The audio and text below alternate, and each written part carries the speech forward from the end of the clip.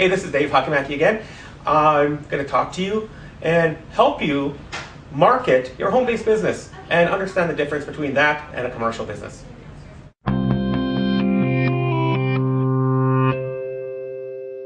My wife and I have owned 3 other businesses in the past. All 3 of them were developed from scratch, and they were in physical business locations. And the first one was with a federal government contract, and then 2 others were retail.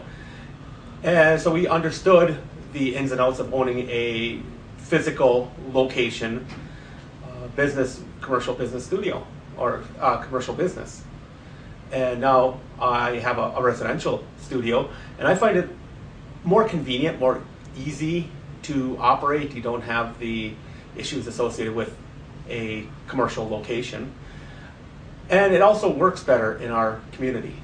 Small community, people know who I am, they know what type of photography I do, and they are comfortable with that separation into the residential side of things. But for marketing, we've had to do things, you have to do things quite different, actually. With a business, you almost have the tendency to rely on the old standbys of radio, TV, newspaper, advertising, repetitious to get people in. People expect sometimes a convenient location, and if you're a destination for them where they need to come in, they want to find you very easy.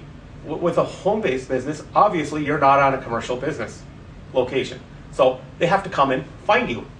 So when we do marketing, we have to make sure people understand where we are located so they can easily find us. You don't want them running around for 20 minutes trying to find your home, and they're just going to give up otherwise.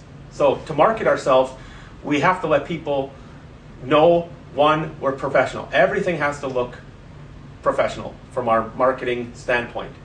Any brochures, any ads, any promotions we do has to look professional.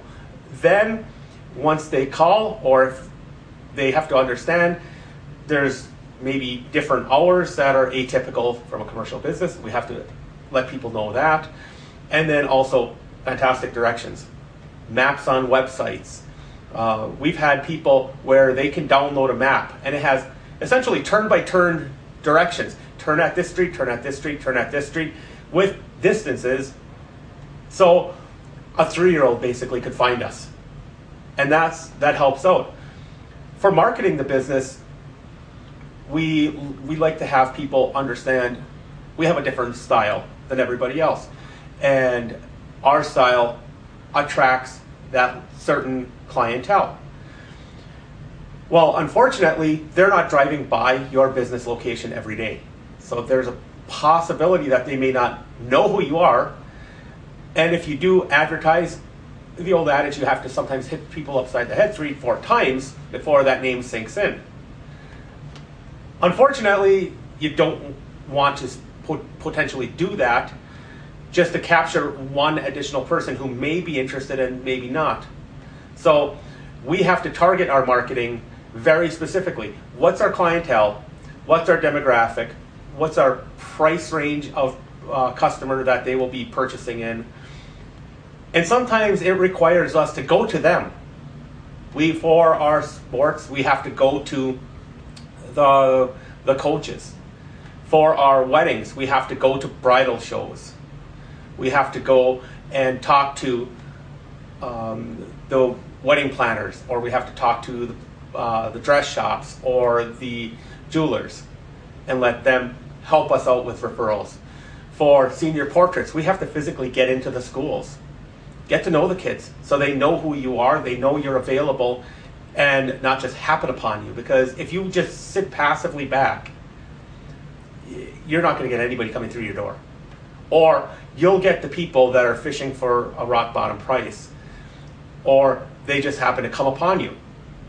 And you're not going to make a very successful business that way.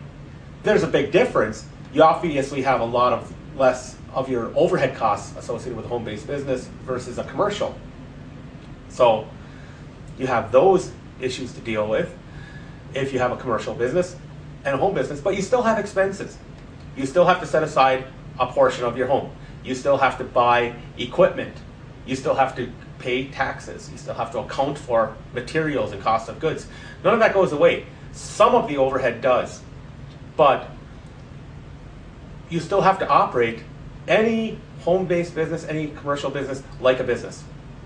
And that's pretty much the key to that, is understanding where your clientele is coming from, how to go get them, and really what the difference is. And you can't just play by the general rules of Business 101.